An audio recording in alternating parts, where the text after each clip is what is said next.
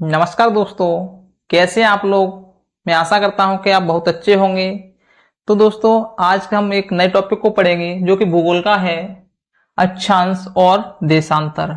यानी कि दोस्तों, भूगोल में ये टॉपिक बहुत महत्वपूर्ण है। इससे बहुत सारे क्वेश्चन बनते हैं। सभी क्वेश्चनों को हम और सभी कन्फ्यूजन को हम दूर करेंगे आज की वीडियो में। तो दोस्तों, आपसे बस एक ही रिक्वेस्ट है कि वीडियो को अंत तक देखना और वीडियो को ध्यान से देखना। अगर आपको कुछ सीखने के लिए मिले, वीडियो आपको अच्छा लगे, तो दोस्तों चैनल को सब्सक्राइब करें और बेल आइकन दबाएं और तब वीडियो को लाइक करें। चलिए दोस्तों, स्टार्ट करते हैं। हर बार की तरह हम पहले जो टॉपिक हम पढ़ेंगे उसके बारे में हम लिखेंगे, फिर उसको समझेंगे और यहां पर बनाएंगे हम ग्लोब का मानचित्र। देखो दोस्तों, क्या क्या पढ़ना है हमें इसमें, पहले वो लिख लेते हैं, उसके बाद हम एक एक से उनको समझते हैं। तो इसमें पढ़ेंगे दोस्तों हम, यहां लिखते हैं दोस्तों क्या क्या पढ़ना है हमें। इसमें पढ़ेंगे हम अक्षांशीय रेखाएं, अक्षांशीय रेखाएं यानी कि अक्षांशीय रेखाएं क्या होती हैं और ये कितनी होती हैं, ये पढ़ना है हमें। ऐसी दोस्तों देशांतरीय रेखाएं, देशांतरीय रेखाएं, इनकी भी संख्या देखेंगे और ये ग्लोब पर किस तरह स्थित होती हैं। उसके बाद देखेंगे दोस्तों हम विषुवत रेखा, विषुवत रेखा। सभी दोस्तों इनके बारे में बहुत क्वेश्चन बनते हैं। ऐसे ही प्रधान मध्याह्न रेखा, प्रधान मध्याह्न रेखा। उसके बाद हम देखेंगे कर्क रेखा।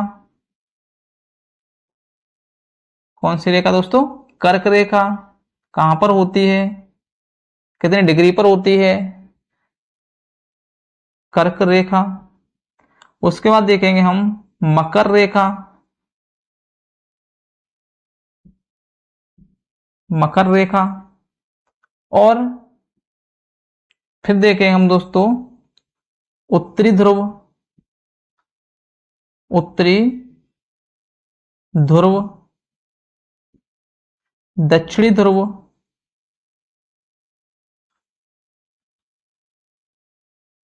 दक्षिणी ध्रुव।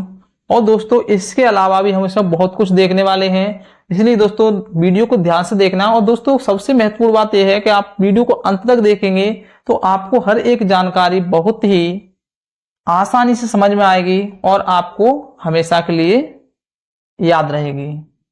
चलिए दोस्तों स्टार्ट करते हैं हम। अब हम बनाते हैं यहाँ पर एक ग्लोब का चित्र बनाते हैं। उस पर हम इन सभी रेखाओं को दर्शाते हैं, उनकी संख्याओं के बारे में देखते हैं, इनके बीच में जो कोण बनता है उसे देखते हैं, इनके बीच की दूरी को देखते हैं। तो सभी को हम देखते हैं। पहले हम बनाते हैं एक ग्लोब।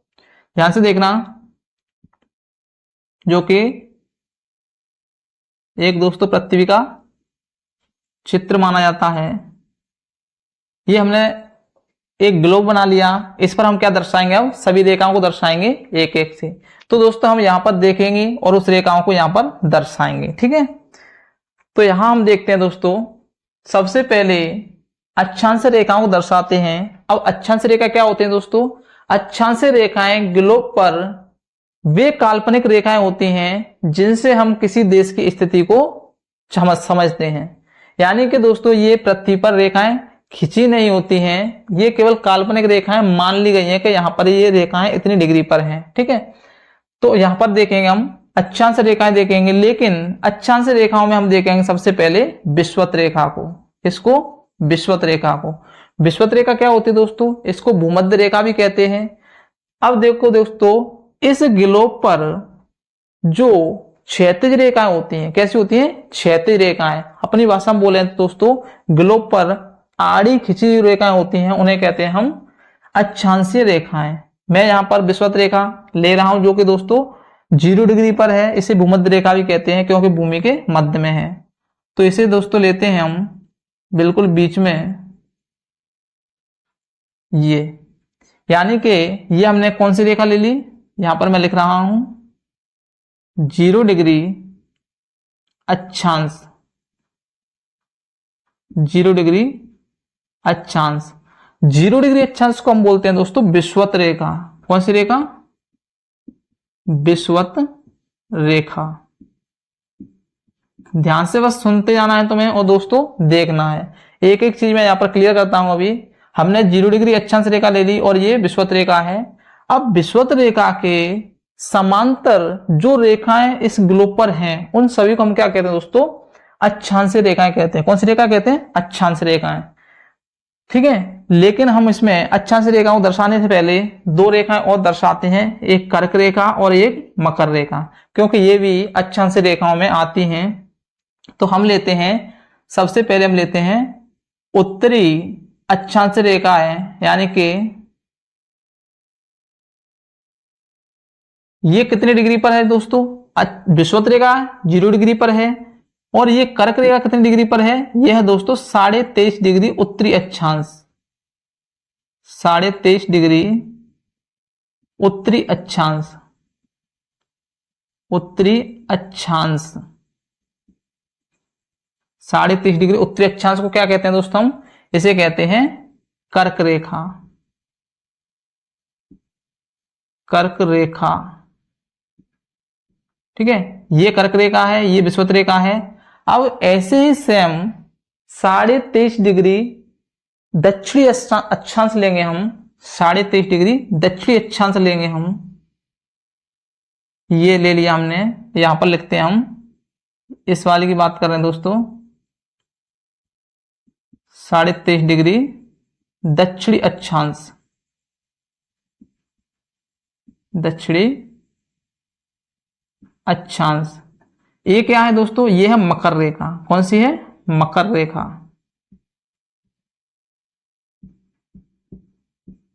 मकर रेखा।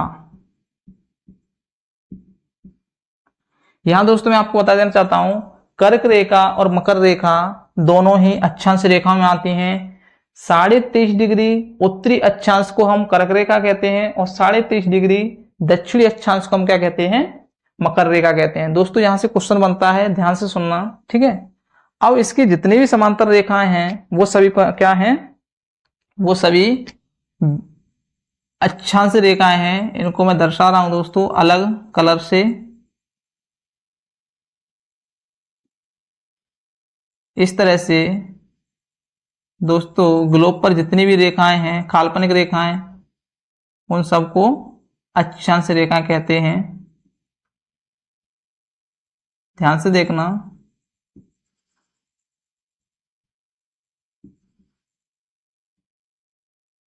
इस तरह से ये इसी तरह से ऊपर होती हैं।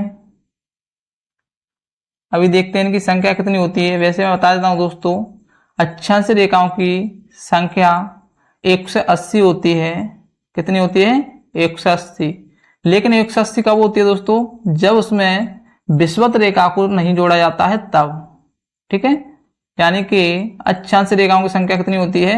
180 होती है विषुवत रेखा को छोड़ के। और जब दोस्तों विषुवत रेखा को ऐड कर लेते हैं इसमें, तो इनकी संख्या होती है 181। कितनी होती है? 181। यानी कि 90 रेखाएं तो विषुवत रेखा के नीचे होती हैं, 90 रेखाएं विषुवत रेखा के ऊपर होती हैं। यानी कि 90 रेखाएं कितनी कहां पर होती हैं? विषुवत रेखा के दक्षिण में, और 90 यानी कि 90 रेखाएं कहां होती हैं? विषुवत रेखा के उत्तर में। इसलिए दोस्तों विषुवत रेखा को मिला के टोटल कितनी होती है? 181 होती है। वैसे देखा जाए विषुवत रेखा को हटा के तो ये होती है 180। यहां पर दोस्तों इनकी संख्या को ध्यान रखना है। ठीक है, अब हम देखते हैं दोस्तों एक विषुवत रेखा, एक अक्षांश रेखा, यानी कि एक अक्षांश रेखा से दूसरी अक्षांश रेखा के बीच में जो दूरी होती है दोस्तों, वो होती है 111 किलोमीटर। 111 किलोमीटर दूरी होती है। यानी कि यहां से क्वेश्चन बनता है कि 2 अक्षांश रेखाओं के बीच की दूरी कितनी होती है? तो यहां इसका उत्तर है 111 किलोमीटर। ध्यान रखना दोस्तों, 2 अक्षांश रेखाओं के बीच की दूरी 111 किलोमीटर होती है। यहां पर हमने देख लिया दोस्तों केवल किसको, अक्षांशीय रेखाओं को देख लिया। अक्षांशीय रेखाएं ग्लोब पर खींची हुई कौन सी रेखाएं होती हैं, ये होती हैं अक्षांशीय रेखाएं होती हैं जो कि ग्लोब पर आड़ी खींची रहती हैं। दोस्तों यहां पर ये कर्क रेखा लिखा है, इसमें थोड़ा बाहर लिख रहा हूं क्योंकि अभी प्रॉब्लम आएगी। यहां है कर्क रेखा, ठीक है, ये वाली, और इसको भी लिख रहे हैं बाहर। ये कौन सी है, मकर रेखा, मकर रेखा। इनका जो डिग्री है वो इधर लिखा है, मैं इधर लिख देता हूं 23.5 डिग्री उत्तरी अक्षांश, 23.5 डिग्री उत्तरी अक्षांश, और ये 23.5 डिग्री दक्षिणी अक्षांश, दक्षिणी अक्षांश, ठीक है दोस्तों, ये हो गया। अब हम क्या देखने वाले हैं, अब हम देखेंगे देशांतरी रेखाएं। कौन सी रेखाएं, देशांतरी रेखाएं। ध्यान से देखना दोस्तों, हमने अभी अक्षांश रेखाओं के बारे में देख लिया, अब देखेंगे हम देशांतरी रेखाएं। और देशांतरी रेखाएं ग्लोब पर जो खड़ी रेखाएं होती हैं, कौन सी होती हैं, खड़ी रेखाएं, उनको क्या कहते हैं, हम देशांतरी रेखा कहते हैं। तो इनको दर्शाने के लिए दोस्तों हम क्या करते हैं, मैं आपको यहां पर पहले एक जो बीच वाली रेखा होती है उसे दर्शा रहा हूं, जो कि इसे क्या कहते हैं दोस्तों, इसे कहते हैं प्रधान मध्याह्न रेखाएं, या फिर कह सकते हैं ग्रीनविच यामोत्तर रेखा। इसको ग्रीनविच यामोत्तर रेखा भी कहते हैं, जो कि देशांतर रेखाएं कौन सी होती हैं, खड़ी रेखाएं होती हैं। उसकी बीच वाली रेखा को क्या कहते हैं, प्रधान मध्याह्न रेखाएं या फिर ग्रीनविच यामोत्तर रेखाएं कहते हैं, ठीक है। अब इसमें क्या है दोस्तों, इसमें जो रेखाएं ग्लोब पर खड़ी हैं, ठीक है, यानी कि ऊर्ध्वाधर हैं, उन सभी रेखाओं को क्या कहते हैं, उनको कहते हैं हम देशांतर रेखाएं। देशांतर रेखाएं दोस्तों उत्तर से दक्षिण की ओर जाती हैं, अभी मैं दर्शा रहा हूं, देखो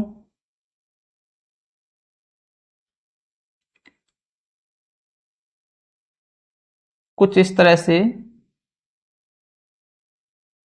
पूरी पृथ्वी पर ये काल्पनिक रेखाएं हैं। ध्यान से देखना कि इनकी किस तरह से स्थिति रहती है ग्लोब पर।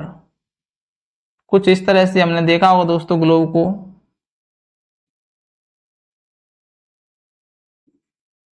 कुछ इस तरह से हमने ग्लोब को देखा है।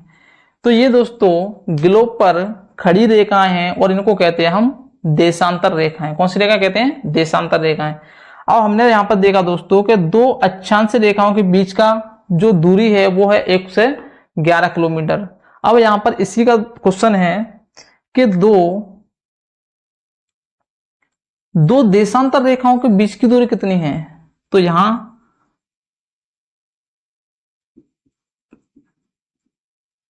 देशांतर रेखाओं यहां लिख देते हैं दोस्तों, दो देशांतर रेखाओं के बीच की दूरी की दूरी कितनी होती है दोस्तों, ये होती है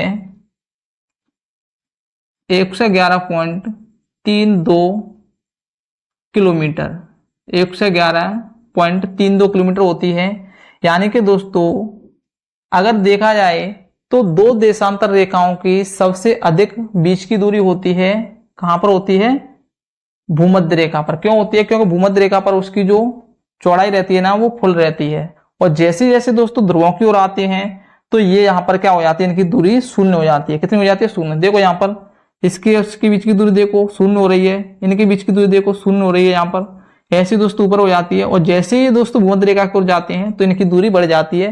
तो ये भूमध्य रेखा की दूरी है, यानी कि भूमध्य रेखा पर देशांतर रेखाओं के बीच की दूरी है। इसको दोस्तों क्या कहते हैं,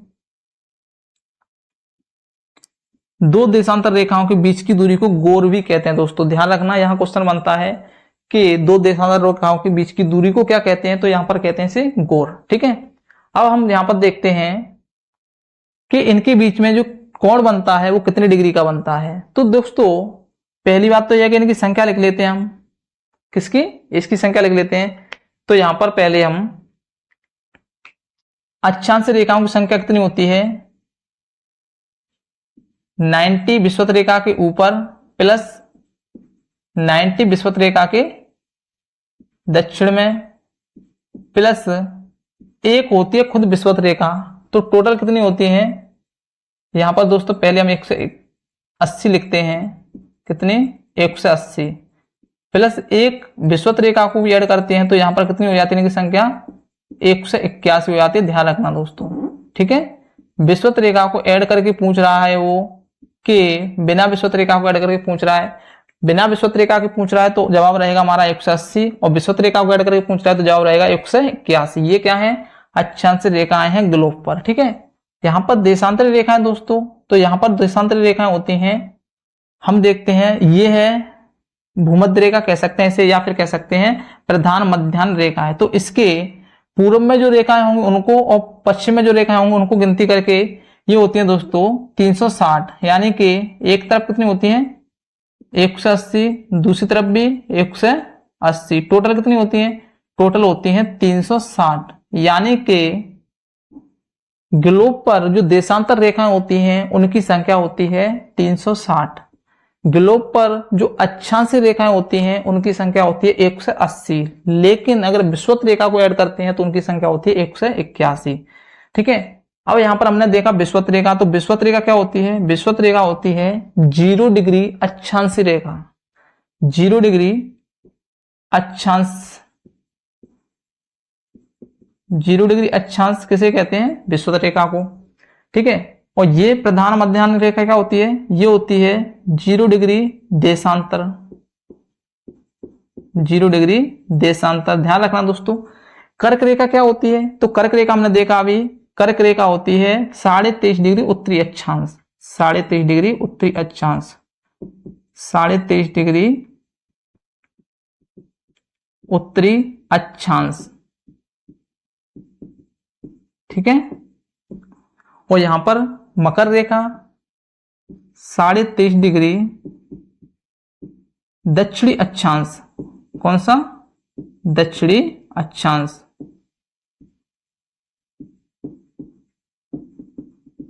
ठीक है। अब बात करते हैं हम यहां पर उत्तरी ध्रुव और दक्षिणी ध्रुव की। तो उत्तरी ध्रुव और दक्षिणी ध्रुव क्या है? ये दोस्तों ये क्या है?